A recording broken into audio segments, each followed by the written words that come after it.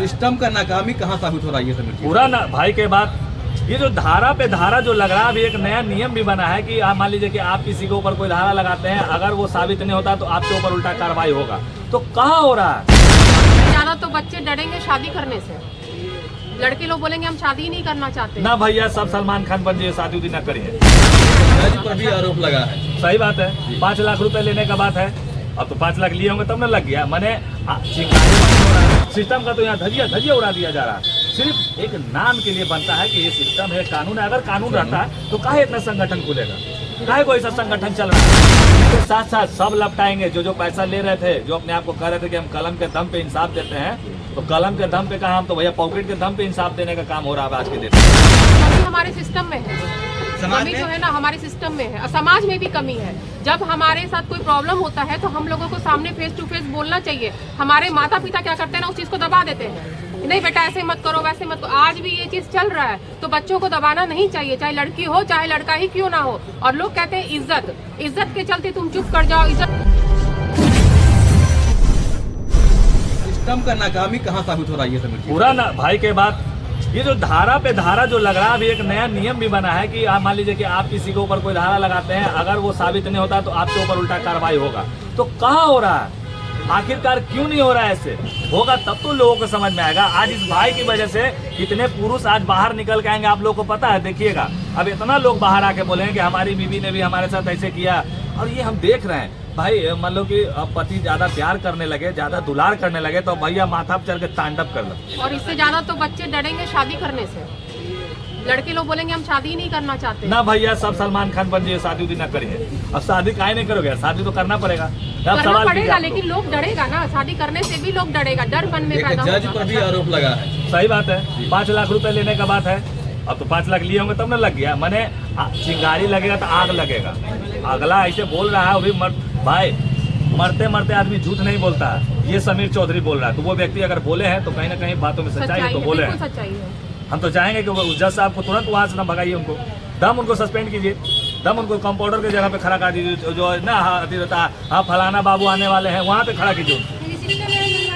पूरा मनमानी हो रहा है। सिस्टम का तो यहाँ धजिया उड़ा दिया जा रहा है। सिर्फ एक नाम के लिए बनता है कि ये सिस्टम है, कानून है। अगर कानून रहता है तो काहे इतना संगठन खुलेगा, काहे कोई ऐसा संगठन चल रहा है जब कानून हमारा काम कर रहा है। तो मान लीजिए कि 112 अभी माथा फूल जाएगा, मारा पीटी हो जाएगा, 112 को बुलाइएगा तो आ जाएगा।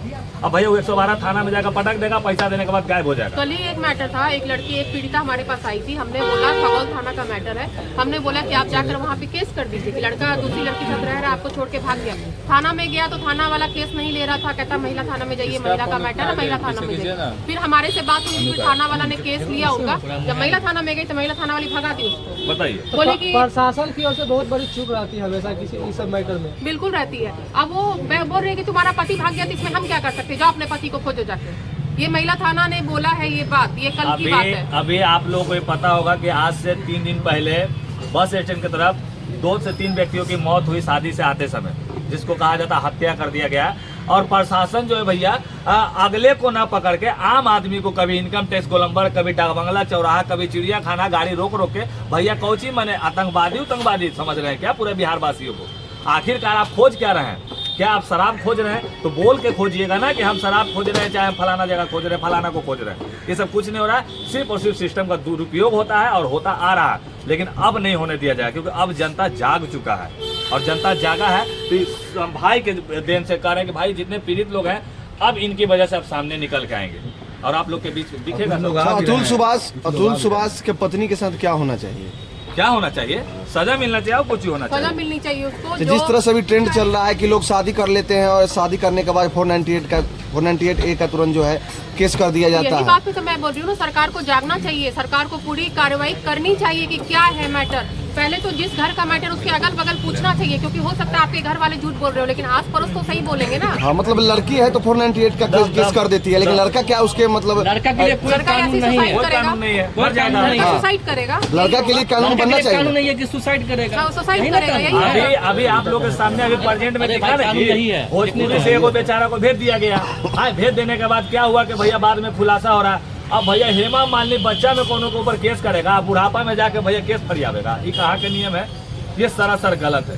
अतुल सुभाष का कहना है कि पत्नी को मैक्सिमम सजा मिले। क्या लगता है आपको कि सजा मिलेगा मैक्सिमम? बिल्कुल मिलेगा। जो ये आदमी जो ये भाई जो मरे हैं तो इनकी जो हाई निकली होगी ना अंदर से, जिस समय वो सुसाइड करे होंगे, वो उनको पड़ेगा और उसके पूरे परिवार वालों को पड़ेगा ये चीजें। उसी पर छोड़ दिया जाए कि पड़ेगा या फिर सजा के लिए कुछ करना होगा? देखिए कर्मा जो होता है ना, कर्मा वो लौट के जरूर आता है। ठीक है, हम कह रहे हैं झूठ, आपके सामने हम झूठ बोल रहे हैं, बहुत अच्छे हैं, बहुत मेरा सब कुछ अच्छा है, लेकिन ऊपर वाले के सामने मेरा कुछ छिपा हुआ नहीं है। तो कहीं ना यहाँ से बिंदु शुरू होती है तो यहीं आके बिंदु खत्म भी होती है। ठीक है ना, आज नहीं 2 साल 5 साल 10 साल, लेकिन आएगा सामने। हमारी दादी नानी ये कहती है कि ऊपर वाला का लाठी में ना बउआ कहियो आवाज ना हो भाई। मान ले कि तू कोई के गलत कर रहे अजेबे रास्ता में धक्का लग गए तो यही होता है। तो जिस तरह से भाई कल्पा ना, जब भाई का आह निकला ना, जब मरा नहीं है, तो वही आह उसकी पत्नी के ऊपर लग रहा। और उसके साथ साथ सब लपटाएंगे जो पैसा ले रहे थे, जो अपने आप को कह रहे थे कि हम कलम के दम पे इंसाफ देते हैं, तो कलम के दम पे कहा, हम तो भैया पॉकेट के दम पे इंसाफ देने का काम हो रहा है आज के डेट में यहाँ, जो कि बहुत गलत हो रहा है। और जिसके लिए आज हम लोग कार्यक्रम किए हैं कि भाई को हम लोग यहाँ पे श्रद्धांजलि दे रहे हैं। समाज में क्या लगता है कि कहाँ पर कमी है जो ऐसा मामला लगातार बढ़ते जा रहा है? कमी हमारे सिस्टम में है। कमी जो है ना हमारे सिस्टम में है और समाज में भी कमी है। जब हमारे साथ कोई प्रॉब्लम होता है तो हम लोगों को सामने फेस टू फेस बोलना चाहिए। हमारे माता पिता क्या करते हैं ना, उस चीज को दबा देते हैं, नहीं बेटा ऐसे मत करो वैसे मत करो। आज भी ये चीज चल रहा है, तो बच्चों को दबाना नहीं चाहिए, चाहे लड़की हो चाहे लड़का ही क्यों ना हो। और लोग कहते हैं इज्जत के चलते तुम चुप कर जाओ, इज्जत के चलते तुम बर्दाश्त करो। आज ये भाई मर गया तो इज्जत कहाँ गया आपका, ये बताइए ना, आपका इज्जत कहाँ गया ये बताइए।